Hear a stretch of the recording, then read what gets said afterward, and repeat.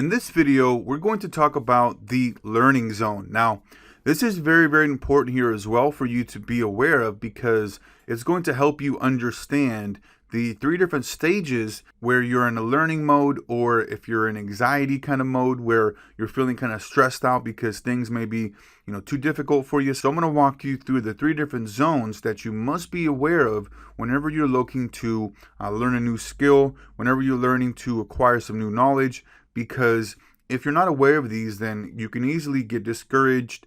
You can easily look to quit and give up because you don't have the awareness of what these are and how you can overcome them. So let's go right ahead and jump in here. So the three zones to be aware of is number one, the drone zone. This is where the perceived resources are much greater than the perceived difficulty. This is where you are kind of bored because you're not being challenged enough. You are kind of just going through the motions. You're kind of just doing it, and it's not really exciting and entertaining for you, right? And then number two, this is the anxiety zone. This is where perceived difficulty is much greater than perceived resources. This is kind of where I was when I had the thoughts and belief that I wasn't very good at math. It was just causing me anxiety. I just couldn't figure it out.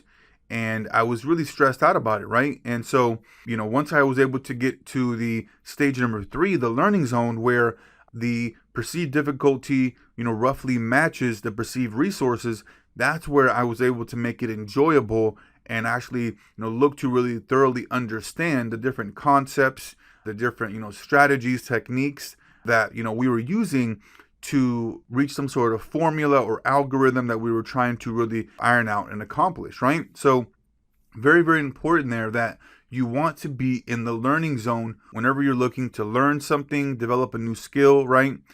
Because if you're not, then it's just going to be not very pleasant for you, and it's going to be easy for you to want to give up and quit. So you want to look to have it where it's not hard enough and it's not easy enough for you to get bored, right? Now, there's two types of learning. There's the simple and generative.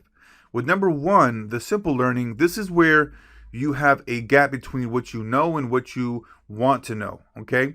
And then you take action to close that gap. The feedback lets you know whether you're approaching your goal and if your actions are getting you closer to that goal, right? Hence, closing the gap. Now, a really good example of this is, let's say a person that goes to the doctor, okay? And they have headaches. Well, the doctor then prescribes them with painkillers, and now that person knows and has learned that next time he has a headache, right, he's going to just need to take painkillers. All he needs to do is go to the doctor. The doctor is going to give him painkillers, and it's a simple problem and a simple solution, okay? Now, there's number two, which is the generative learning. Now, with this goes a little bit more deeper. So with the previous example, when we talked about that the individual having a headache, right? They're going to the doctor, they're getting prescribed painkillers. This is where they're taking a step further, and that individual is not only thinking about the headache, right, and the painkillers, he's actually going deeper and actually asking questions about whether or not he should change his lifestyle or diet, right? And that's where a lot of people miss the boat when they have some kind of headache or, stress or whatever they may be. They will simply go to the doctor and say, hey, I got headaches or whatever. I'm feeling anxious. I have stress, anxiety, all this stuff. And then doctor's like, hey, have you tried X or X product? And then they will push on you whatever they feel is kind of, the best thing for you. And oftentimes it's not necessarily the best thing for you because it just puts a Band-Aid on that particular feeling or that particular, problem, right? If you have a headache, if you take some, pills, yeah, it may actually go away. If you take some, medicine there.